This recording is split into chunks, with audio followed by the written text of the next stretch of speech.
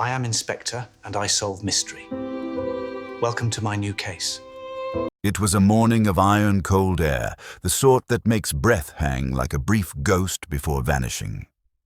I remember that winter distinctly, for it seemed to last longer than most, and the sky above Oxford had that bleached quality which denies both sun and shadow.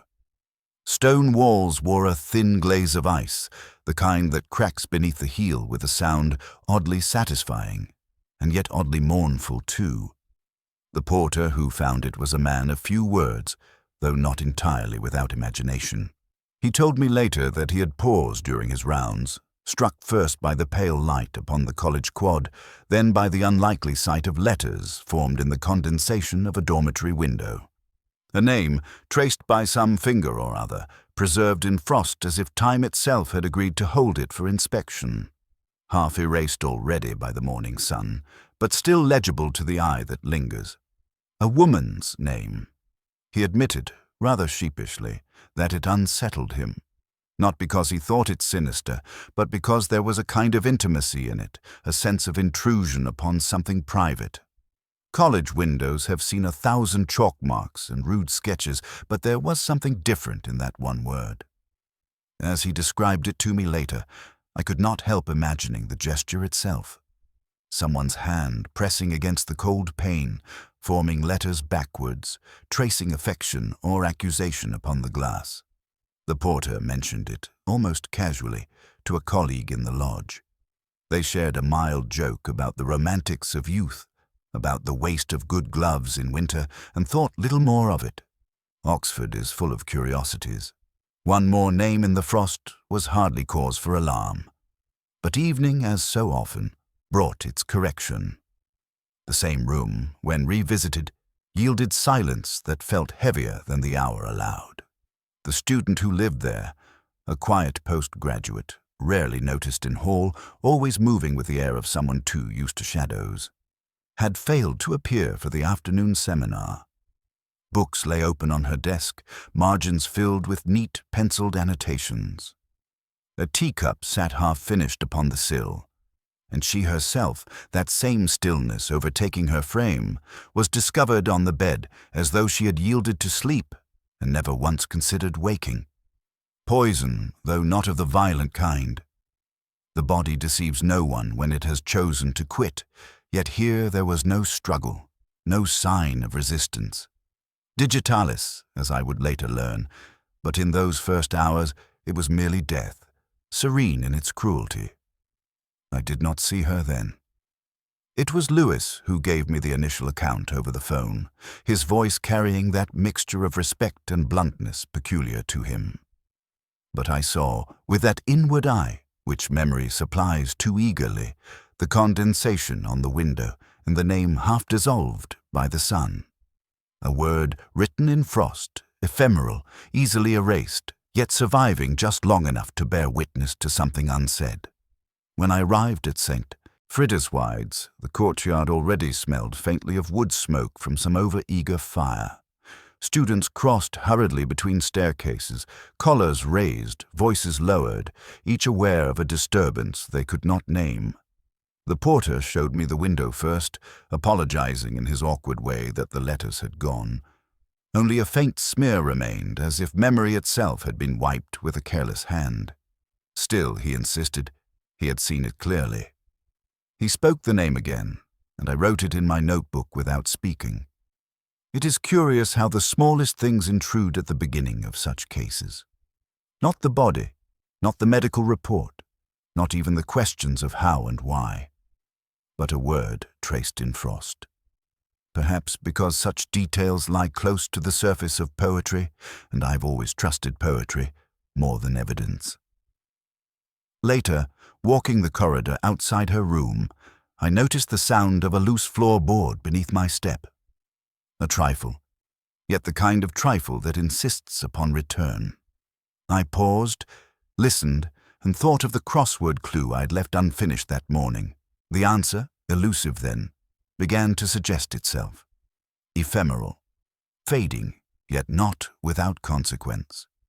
And so the first threads were drawn, not from the dead girl herself, but from a word half vanished in frost, as though some cold hand had wished to leave behind a trace that must not be forgotten. The Jericho Tavern had always struck me as a place for half-promises.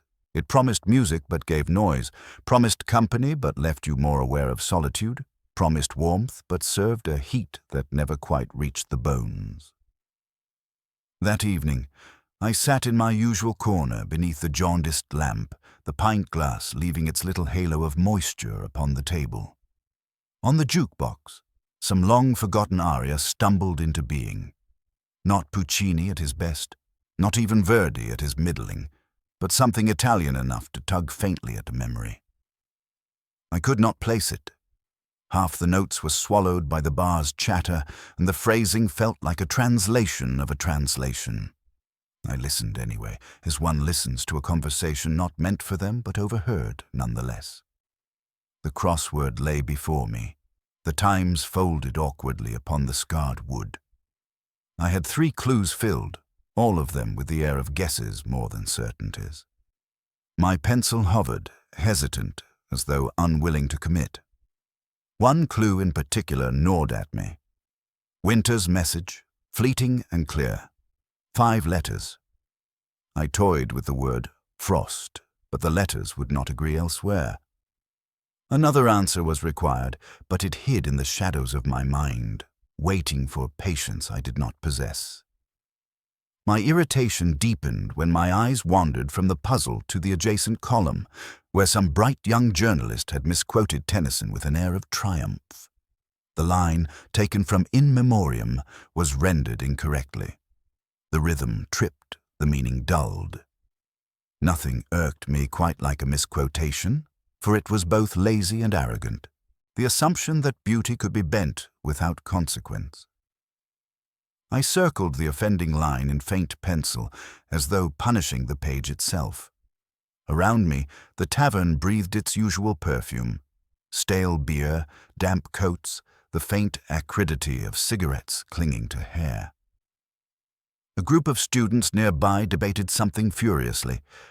Their tones veered between mock heroic and half-drunk philosophy. I heard the word Nietzsche mangled into Nietzsche, and the sigh escaped me before I could prevent it. I was halfway through the pint when my thoughts drifted, as they often did, to the uneasy companionship of solitude. A man drinking alone, scribbling in a crossword, listening to a broken aria. It is not a picture of happiness, though I would have insisted at the time that happiness was a vulgar pursuit. There is a dignity, I told myself, in silence. And yet the silence had teeth. It was at this moment that the phone rang, a sound coarse and practical, cutting across the thin strands of music and memory. The barman waved the receiver in my direction. For a second, I considered ignoring it. Nothing good ever began with a phone call in the evening. Strange's voice, when it came, was curiously breathless, as if he had climbed a flight of stairs too quickly. "There's a matter at St. Fridwide's," he said. "Best if you come at once." His choice of words, "a matter," was typical of him. Never the blunt precision of a body, nor the clinical phrasing of an incident.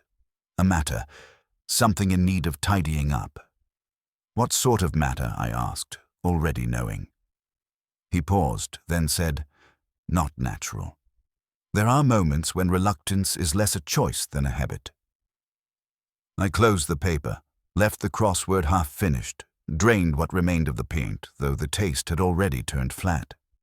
The aria on the jukebox faltered into silence, replaced by something brash and modern. I stood, joints protesting, and stepped into the night air. Outside, Jericho lay slick with rain, the pavement shining like black glass beneath the lamps. The cold entered at once, sharp as truth, honest in a way the tavern had not been.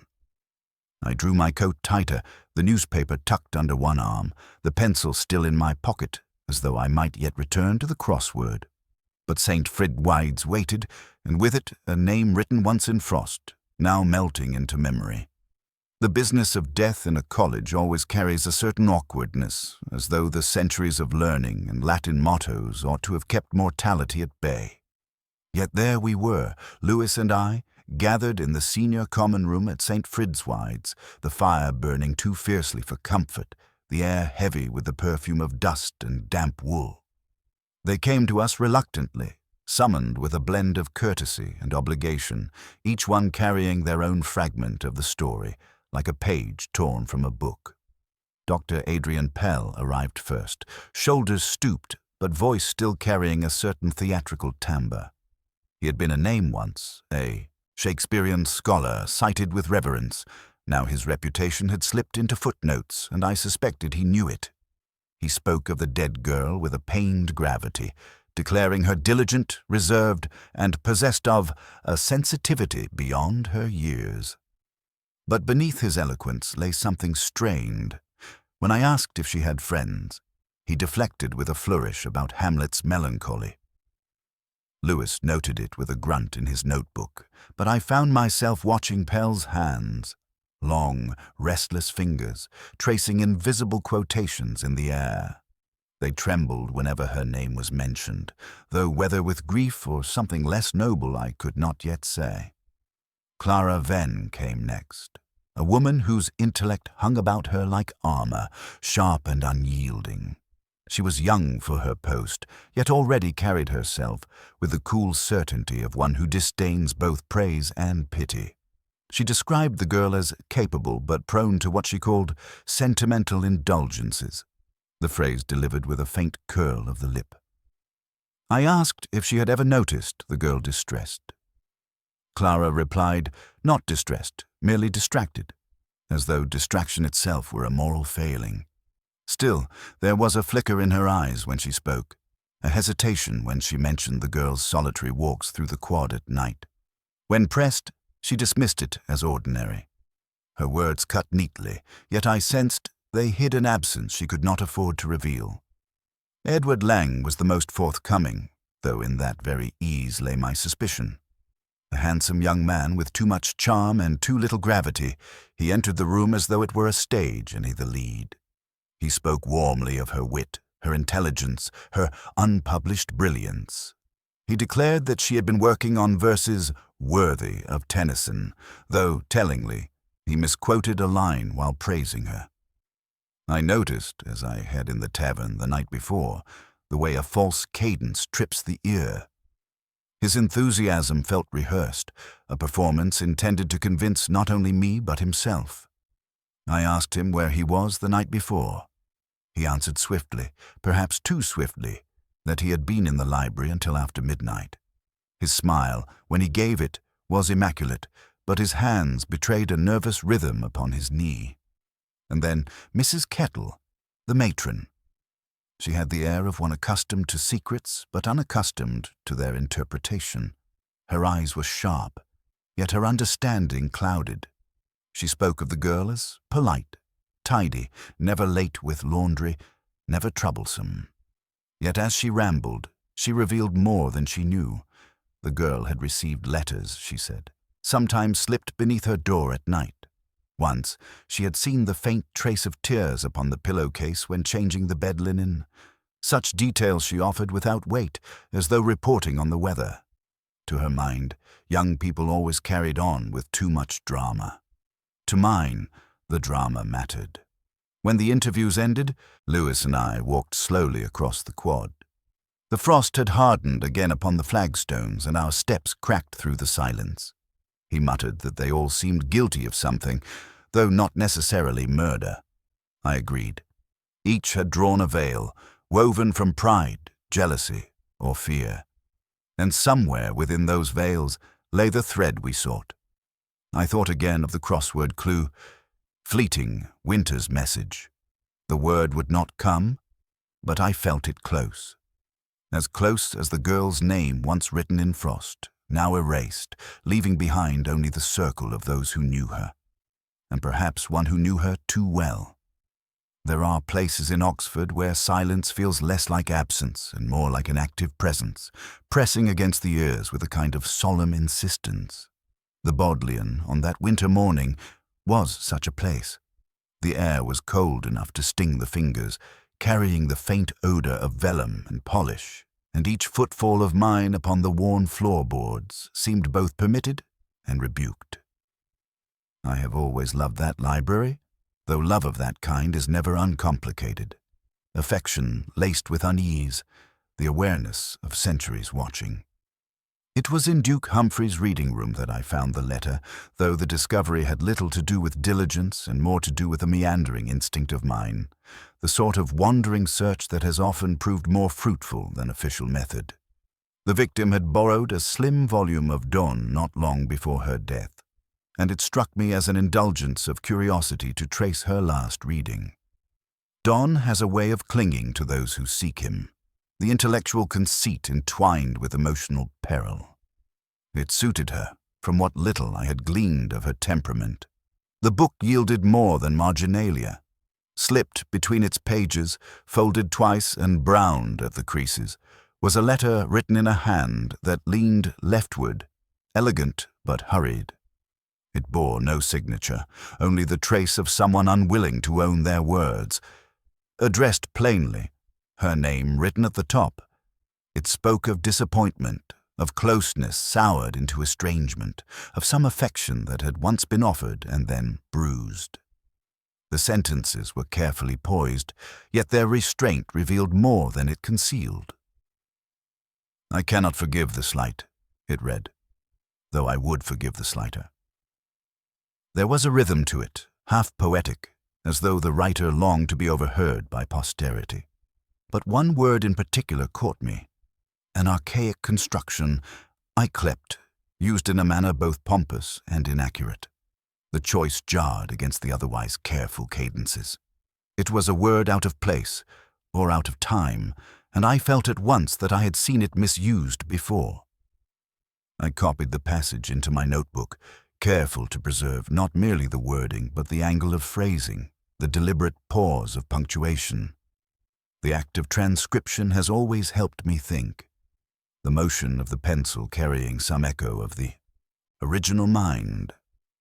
As I wrote, I recalled a half-forgotten lecture attended years earlier, a quarrel among scholars about textual fidelity, a misplaced archaicism that had caused laughter where none was intended. My memory, unreliable companion that it is, refused to give me the name. Yet I was certain the misuse of yclept had history, and history has the disagreeable habit of repeating itself.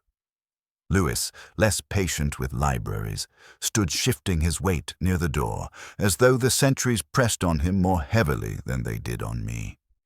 He asked, with that blend of curiosity and exasperation, whether the letter was important.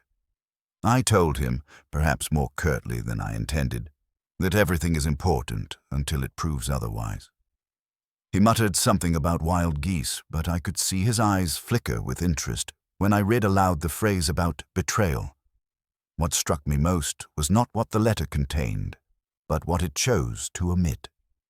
There was no plea, no request for reconciliation, no practical concern, only a tone of verdict, as if the writer had sat in judgment over the girl and found her wanting. Such authority, assumed without cause, is often the most dangerous. I replaced the book upon its shelf, noting the call number, and for a moment allowed myself to linger in the Bodleian stillness. Outside, the city would be shivering with the bustle of students, bicycles rattling over cobbles, traders setting out their stalls. Yet here, in that cloistered room, I felt time itself paused, waiting for me to draw some connection between a dead girl, an unsigned letter, and a single word misapplied.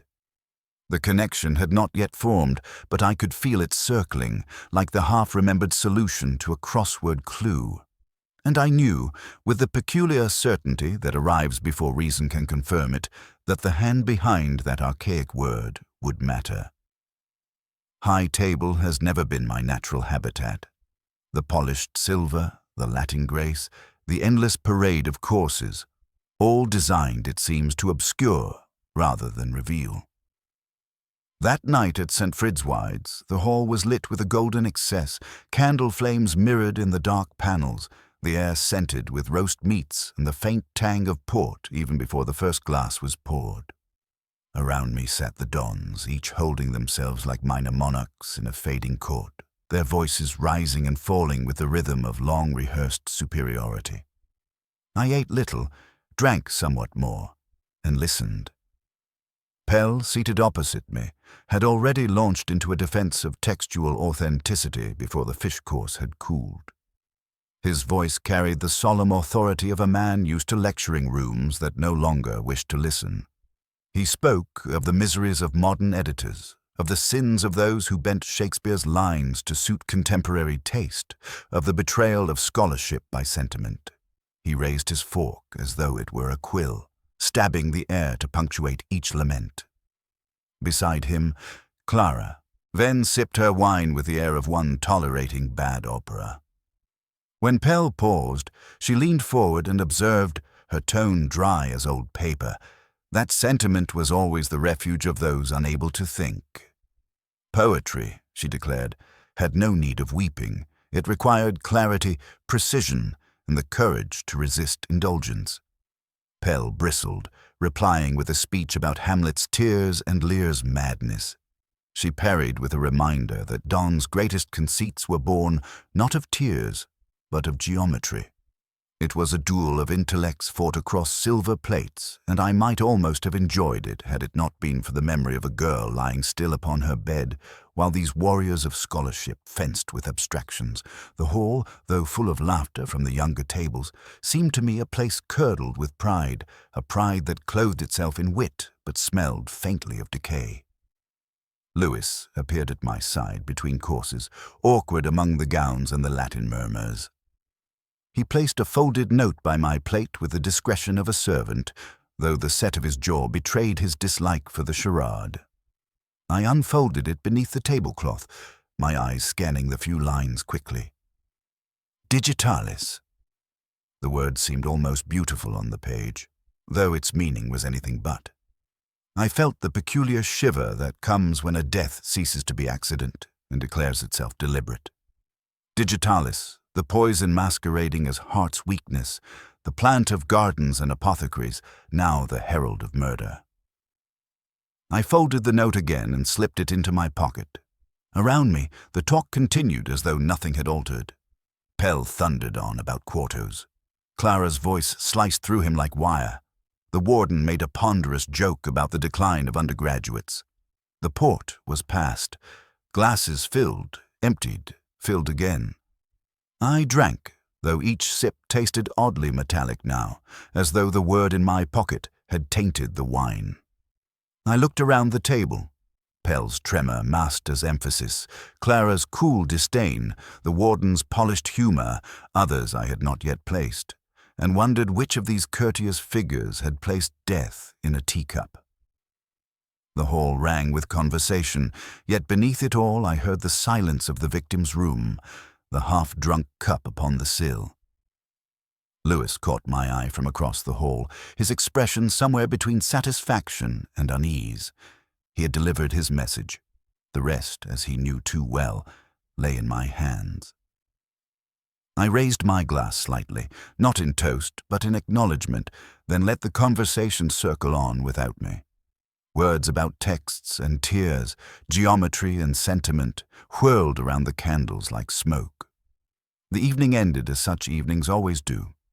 The dons lingering over port, congratulating themselves on their wit, the students filing out in varying degrees of reverence and boredom. I stepped into the cold air outside, the sound of their voices still clinging to me. The frost on the paving stones shone faintly under the lamps. Somewhere, I thought, among those polished phrases and careless quarrels, the truth of a young woman's death lay hidden, and I would have to listen more carefully than ever to smoke if I wished to find the fire. Her room had already been searched once by the college staff, though in that hasty, reverential manner which conceals more than it uncovers. I returned alone, preferring to let silence speak. It was a modest room, barely large enough to contain the iron bedstead, the narrow desk, and the single wardrobe whose hinges whined faintly when opened. A place meant for study, not for living.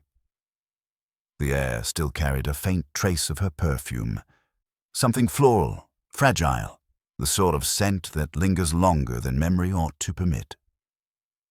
On the desk lay the detritus of a life interrupted, half-sharpened pencils, a cup ring staining an essay draft, a postcard from Florence pinned to the wall with no message written upon it. In the drawer, beneath a stack of lecture notes, I found the notebook. Its cover was red, the color already worn to pink at the corners, the spine creased from handling.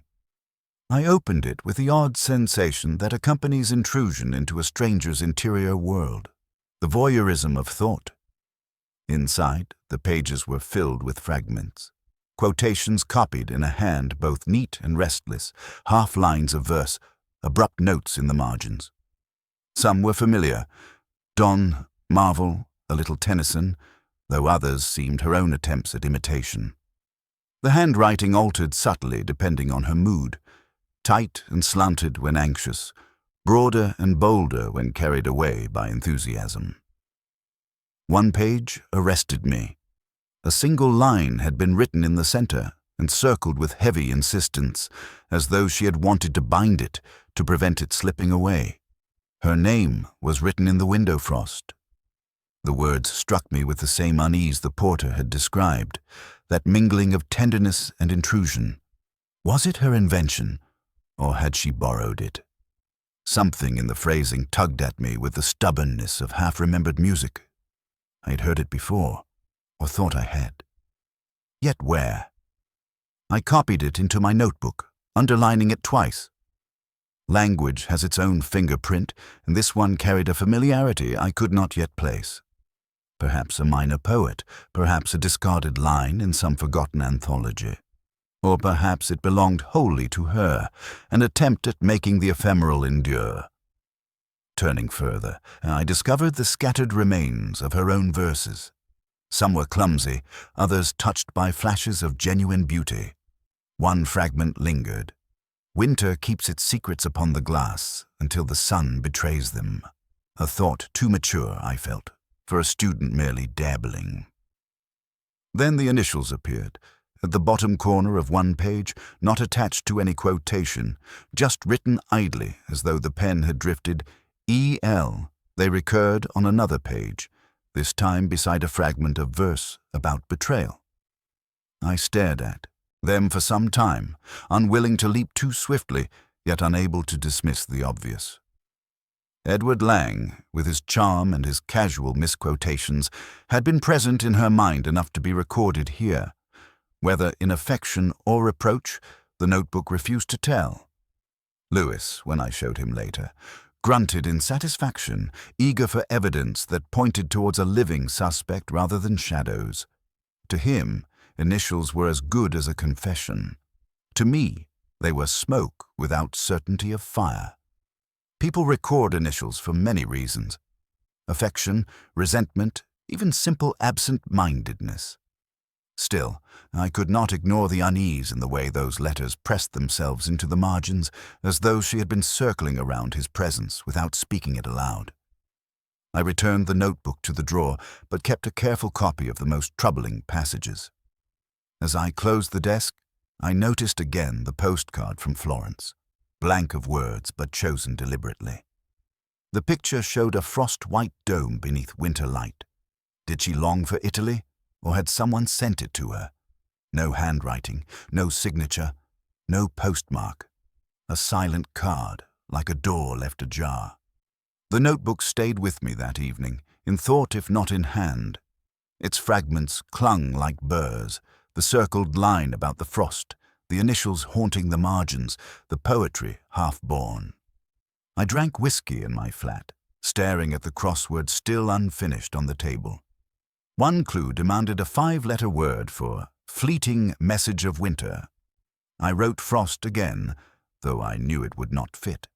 And the line from the notebook echoed with a persistence that unsettled me, a phrase suspended between invention and memory, as if she had borrowed it from someone who wished too much to be remembered.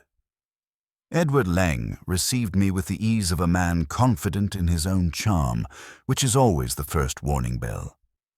His rooms looked more like a stage set than a place lived in, papers scattered just enough to suggest industry, books open at lines calculated to impress, a half-drained glass of claret left upon the desk with the appearance of spontaneity. He sat across from me, legs crossed, hands steepled, and spoke with the polished fluency of someone who has already composed his narrative. He confessed without hesitation. Yes, there had been an affair. He described it with the kind of vocabulary that belongs to minor novels and late-night debates over wine. A meeting of souls, a collision of intellects, a passion too fierce to be contained. She, he claimed, had tired of it. Too young, too serious, too encumbered by her own fears. She ended it with what he called an admirable decisiveness. His smile, as he said it, held the faint bitterness of one wounded but determined to display magnanimity. The initials in her notebook, his, the circled lines of poetry, his inspiration. He admitted to writing the inscription upon the frosted window one cold night, lingering outside her staircase until the glass bore his gesture. A romantic folly, he said, half embarrassed, half proud. He even laughed, a low, deliberate laugh, meant to show he was human enough for weakness. On the surface, the story fitted too well. It explained the notebook, the initials, the half-spoken secrets. It supplied jealousy as motive and her rejection as catalyst. In the neatness of its construction lay its danger. Lewis, listening beside me, scribbled in his pad with the look of a man satisfied. I envied him the comfort of acceptance, but I felt unease from the first syllables. Lang's words had the rhythm of lines rehearsed before a mirror. His sentences arranged themselves too artfully, with cadences chosen for effect. Even his pauses carried the weight of performance. I've heard actors confess on stage with less craft. I asked him why, if his affection had been genuine, he had chosen a phrase already written in her notebook. His eyes flickered. Just briefly, but enough. He insisted it was his phrase, born of his own invention, and that she had borrowed it from him. I pretended to accept the answer, though in truth the claim deepened my suspicion. Language does not shift ownership so lightly. The line carried the texture of something older, less spontaneous than he wished me to believe. I pressed him further. Did anyone know of their affair? He shook his head. They had been discreet, too discreet perhaps, and now she was beyond confirming or denying. His tone suggested tragedy, but his eyes betrayed relief. A secret that could never contradict him suited him well. Lewis, practical as always, asked where he had been on the evening of her death. Lang replied instantly. In the library until after midnight. He named the books he had consulted, even the page numbers that had consumed him. Too precise. Precision is the armor of the liar. It dazzles the ear while blinding the eye. When the interview ended, he poured himself another measure of claret with the air of a man dismissed from duty, a faint smile playing across his lips as though he had given a satisfactory performance. He even offered me a book of his own verses, bound privately in slim covers, filled with lines of labored grandeur. I accepted it without comment, though my distaste grew with each page turned later that evening. Outside, the air was sharp with frost once again, and the lamps glowed with that peculiar Oxford melancholy. Lewis remarked that Lang's story explained everything rather too well. I agreed, though not in the way he meant. Stories that explain everything seldom explain the truth. They serve instead as shields, erected hastily, but with enough polish to distract. As we walked back across the quad, I recalled again the crossword clue. Fleeting message of winter. The answer still eluded me. But Lang's words, however clever, felt like that frost on the window, bright for a moment, fragile in the light, destined to melt under closer scrutiny. Clara Vin was not a woman one expected to tremble. Her sentences normally landed like strokes of chalk against slate, precise, dry, unyielding. Yet when I met her in her rooms that evening, she was softer than I had ever seen her. She poured tea as though it mattered, set the pot down with unusual care, and in an unguarded breath spoke of the girl as though memory itself required tenderness. She said the student had carried an odd gravity, a seriousness beyond her years, as if Don himself had been reborn in skirts. She added, almost absently, "No man is an island entire of itself," but she placed the stress wrong, and even the syntax slipped. I let the error pass aloud, but not within. I had seen that misquotation before, in the letter slipped into Don's poetry. The same slight distortion, the same refusal to grant the line its proper cadence. I asked her why the student's presence had mattered so. Clara's lips tightened, as if caught in a net of her own devising. She muttered something about promise, about an intellect not yet squandered by compromise. And then, as if the words were dragged unwilling from her, she admitted a fondness that stretched beyond mere admiration. It was not spoken as a declaration, more as a weary truth that no longer wished to remain hidden. Jealousy, she said, had crept in quietly, like damp through stone. Not jealousy of intellect, which she had measured against her own without shame, but of affections that seemed elsewhere directed.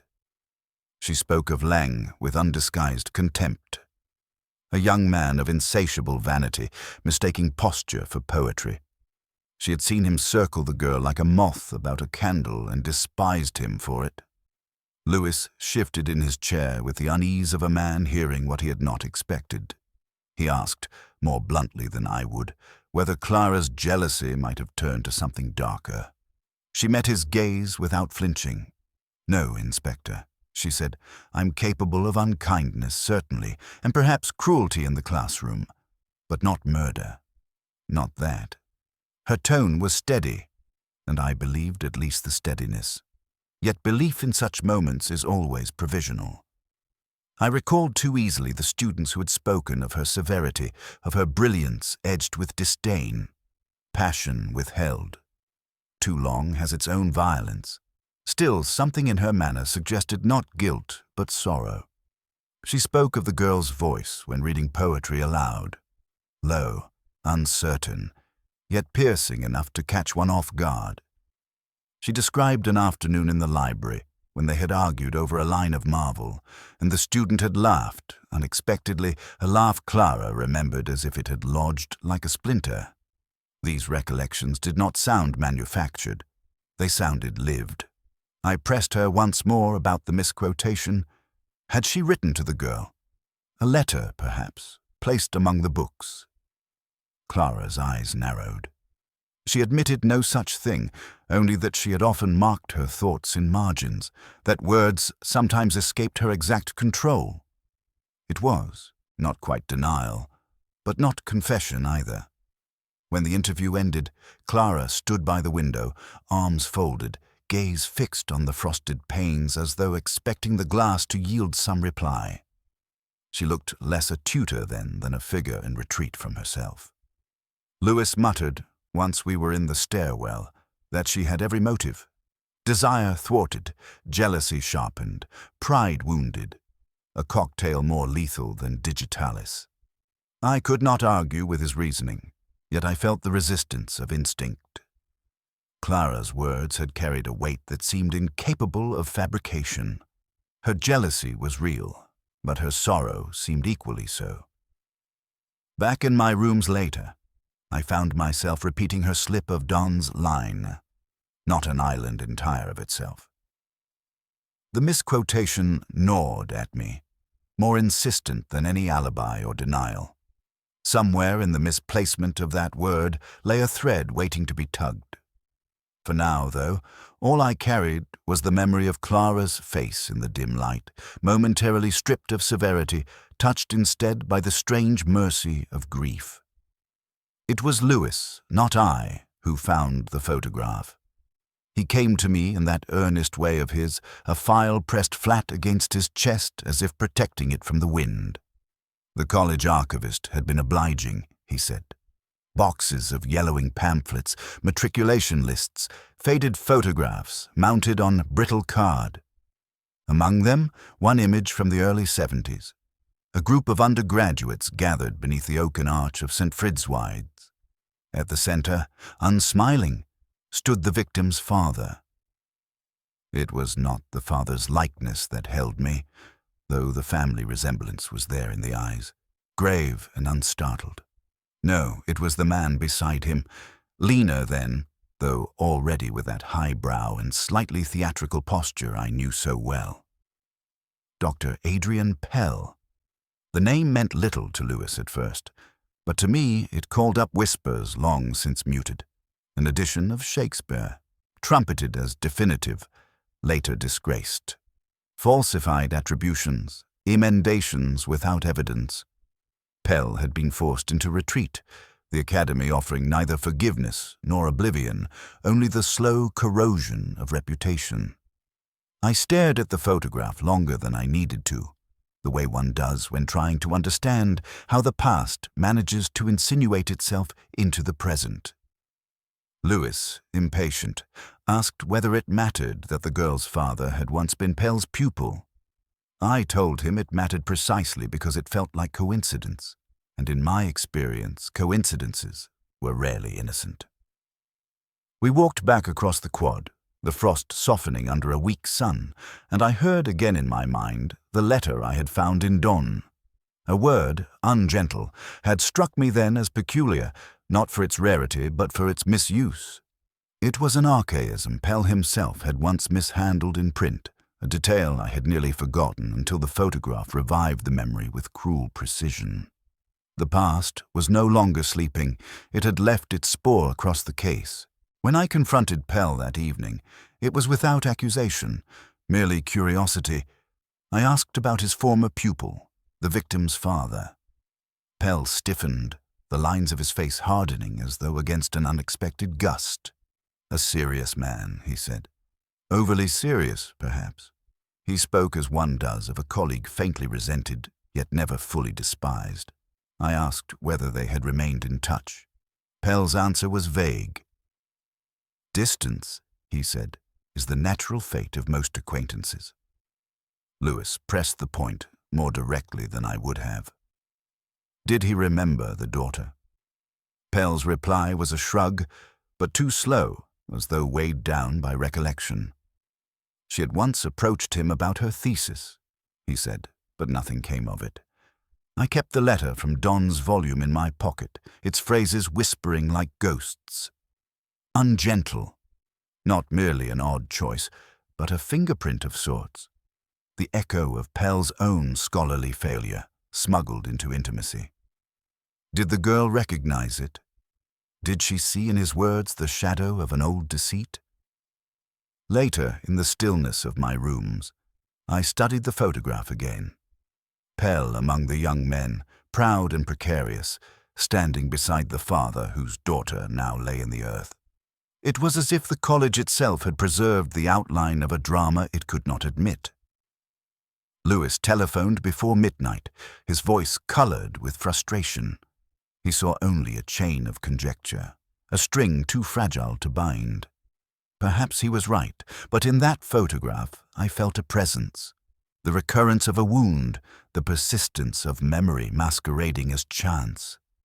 I poured a measure of whiskey, the glass catching the faint streetlight, and considered how the past does not die but lingers like dust upon old books.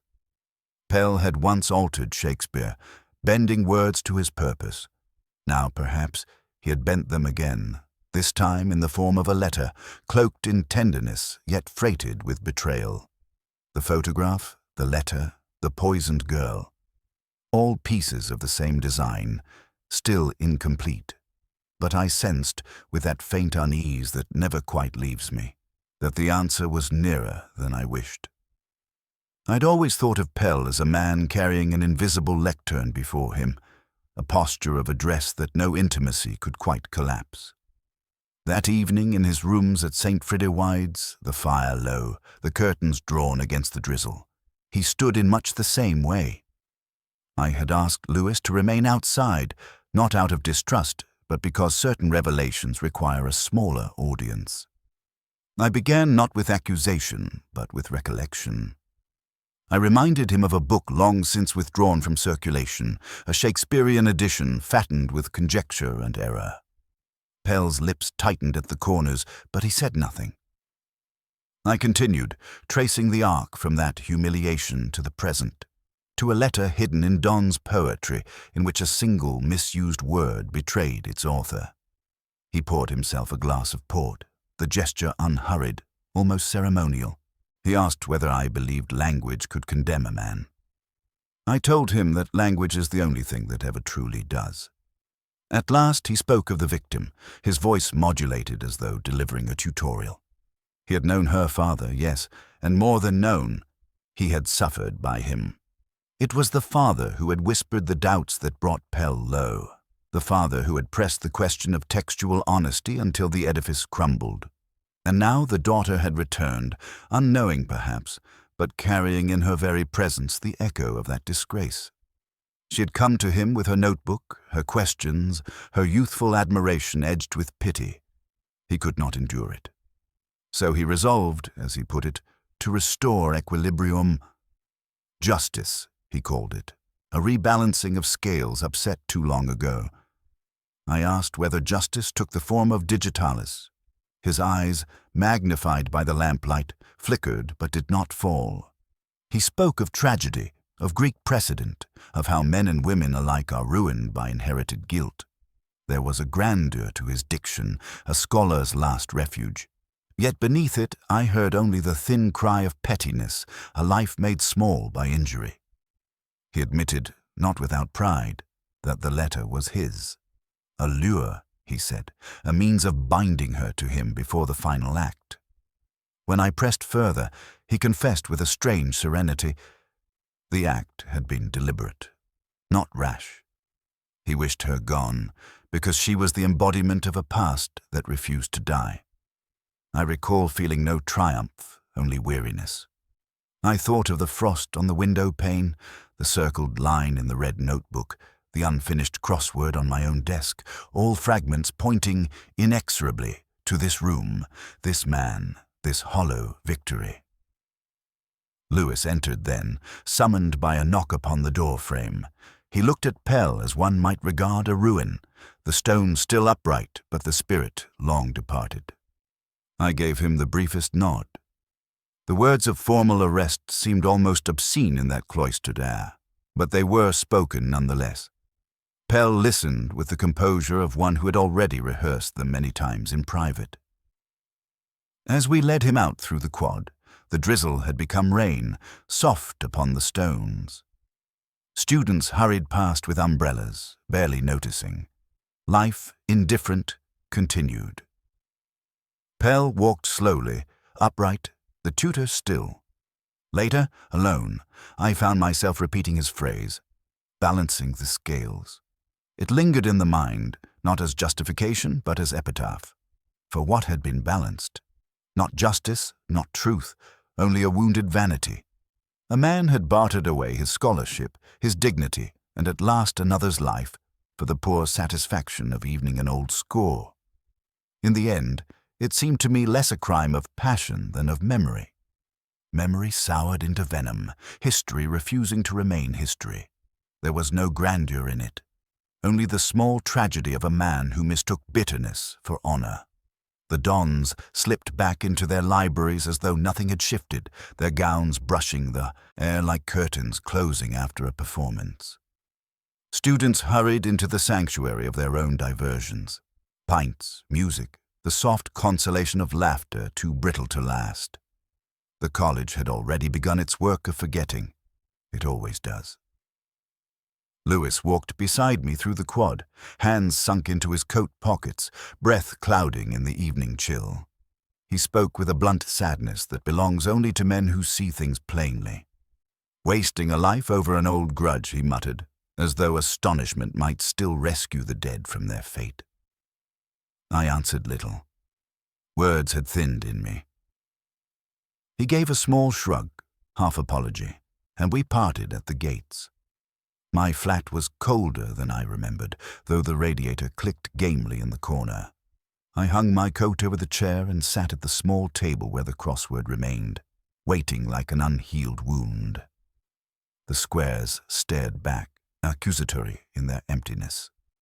One clue in particular, 5 letters, meaning reprieve, had resisted all my earlier attempts.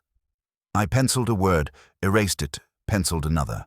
Each seemed inadequate, provisional, doomed. The page smudged beneath my hand. From the shelf, the radio offered up fragments of an aria I half recognized, an old recording with scratches in the silence. The soprano's voice faltered not from lack of talent, but from the weary limitations of time. I closed my eyes and listened, though not for long. Memory intruded. Pell's voice in his final peroration, the word scales balanced on his tongue like sacrament. Clara Vin's tone, clipped and brittle, softening for one instant when she spoke of the girl, the victim herself, whom I had never heard except through the mouths of others, a life reconstructed from fragments and yet somehow more vivid than any of us who remained. I poured a measure of whiskey and let it rest untouched. My thoughts wandered to Clara. There had been, perhaps, an opening between us, not more than a sliver of light through a door half closed. She would never acknowledge it, nor would I, but it lingered in the mind like a line of verse imperfectly recalled. Something in her aloofness had spoken to my own. What might have been is always a larger country than what is. Outside, the city was retreating into mist. I rose, went to the window. The pane was clear now, the morning's frost gone without ceremony. Only faint runnels remained, descending like half-forgotten notations. The phrase returned to me, her name written in the window frost. A gesture of longing, of folly, of youth. And now, dissolved into nothing. I thought of Lewis again, his simple judgment that lives should not be wasted on grudges. He was right, of course, yet men waste them on far less. Ambition, desire, loneliness unspoken. I had wasted my own in subtler ways, not with poison but with silence. The crossword remained unfinished, the aria unresolved, the whiskey untouched. I turned off the radio, left the page as it was, and sat in the stillness. The frost would return tomorrow, and the day after, until the season itself moved on. I doubted anyone would write my name upon it.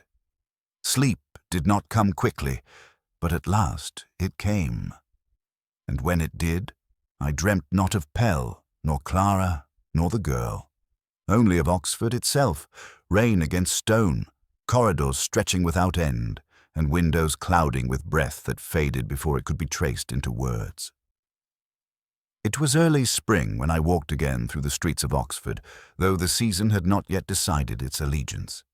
The air still carried a cool edge, but here and there the scent of thawed earth rose faintly, a reminder that change was possible, if never complete. Rain had washed the stone clean overnight. Gutters ran with a thin trickle, and pigeons shook themselves dry along the eaves of college roofs. I had no reason to be in that part of the city except habit. The lanes draw me back whether I will or no. Perhaps I wanted to see how silence settles over a place once disturbed by violence, how quickly memory is paved over by the indifferent business of term. Students hurried past me with satchels slung, their voices brisk, their futures impatient. The world was intact for them, untouched. St. Fridswide's rose ahead, quiet as a painting. A porter nodded to me without curiosity, the professional amnesia of his kind already restored. The quad was damp, the grass clipped, the windows all clear. I knew at once which one had held the writing in frost, though nothing marked it now. Plain glass, transparent, reflecting only the pale sky. A pane indistinguishable from its neighbors, and yet it held my gaze as though it still bore the faint trace of a name. I paused on the worn flagstones, reluctant to move, reluctant to remain. The girl whose death had brought me here was nowhere present, and yet the absence itself seemed palpable, like a note withheld in music. Memory reconstructed her from fragments. Clara's voice, when it softened, Lang's elaborate confessions, Pell's bitterness etched into every syllable. But the truth of her belonged to no one. Perhaps she had never been as any of them described. Perhaps we never know the dead except as mirrors of the living. For a moment I heard Lewis in my ear, plain words carrying more weight than scholarship. Wasting a life over an old grudge. He was right, but the phrase seemed insufficient. Her life was not wasted. It was taken, consumed by pettiness, masquerading as justice. Yet even that felt too neat. Death seldom respects our summaries. I thought then of the red notebook, the line she had circled. Her name was written in the window frost. Did she invent it, or was it borrowed, or simply overheard? Did she see in it some omen of herself, some fragile inscription destined to melt away? I would never know. But the phrase clung to me like a whisper in a corridor, refusing to be dismissed. The city continued about its business, bicycles clattering over cobbles, a distant bell marking the hour, the smell of roasted coffee drifting from a cafe beyond the gate. Ordinary life, persistent and untroubled, pressing forward where thought lingers. I felt suddenly intrusive, a figure from another season standing too long before a window that had forgotten everything. I moved on, slowly, my shoes dampened by the stones. As I passed beneath the archway, I let the line escape me, scarcely more than breath. Her name was written in the window frost, half poem, half epitaph, addressed to no one, heard by no one. The air carried it away at once. At the end of the street, the sun broke briefly through, catching the spire of a chapel in a flash of brightness that seemed almost careless. I turned toward it, not in reverence, but in recognition that the city would always outlast its stories.